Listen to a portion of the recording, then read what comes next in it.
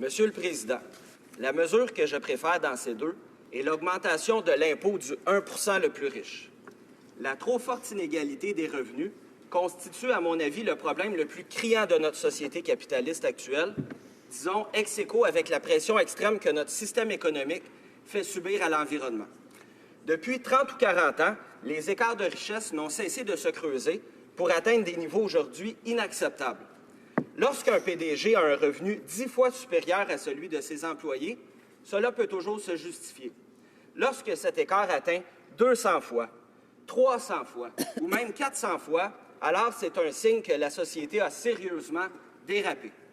C'est un signe que l'État a failli à l'une de ses tâches essentielles, soit d'assurer une redistribution acceptable de la richesse. Ainsi, le signal que le gouvernement envoie avec ces deux est un signal fort, un signal qui va dans la bonne direction. Cela faisait bien longtemps qu'on n'avait pas haussé l'impôt des plus fortunés à Ottawa.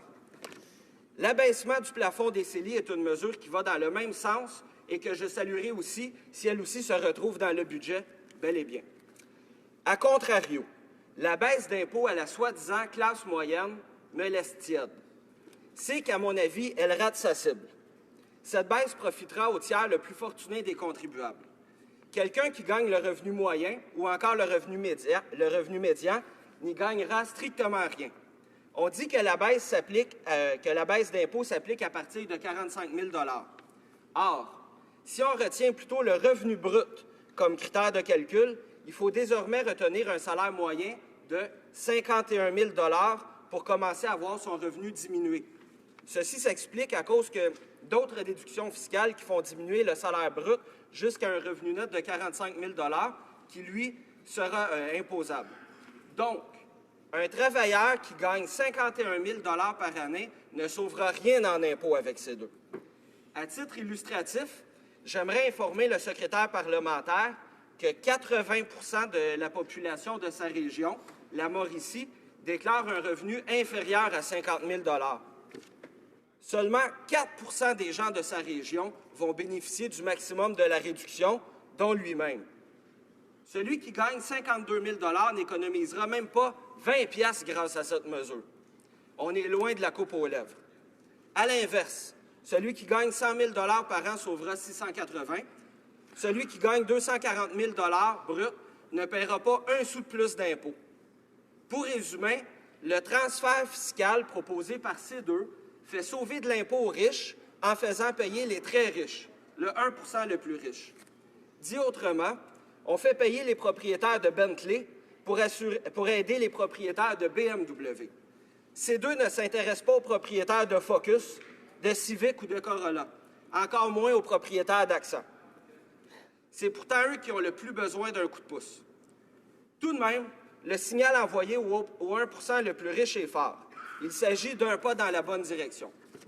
Ce changement proposé demeure bien évidemment symbolique et ne pourra à lui seul régler le dérapage des inégalités que nous vivons. Il faudra aller plus loin. Aussi, dans ce combat, le gouvernement doit prioritairement s'attaquer au fléau de l'évitement fiscal et au détournement de fonds dans les paradis fiscaux.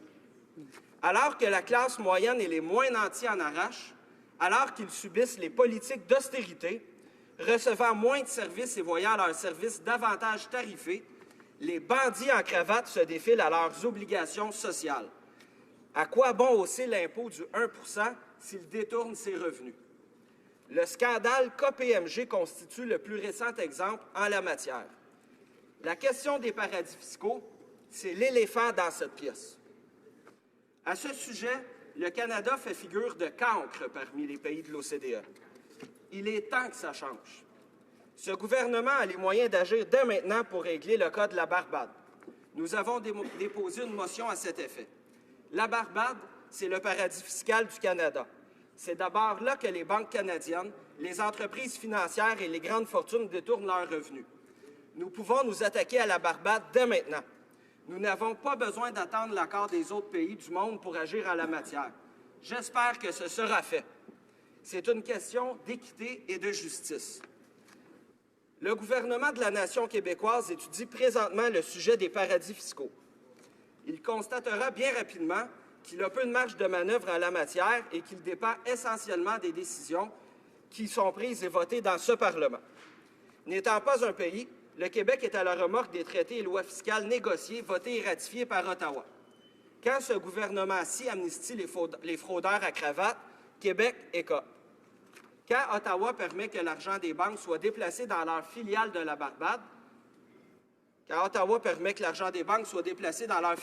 Barbade, Québec écope encore. Ce laxisme entraîne d'importants manques à gagner pour le Canada, mais aussi pour le Québec.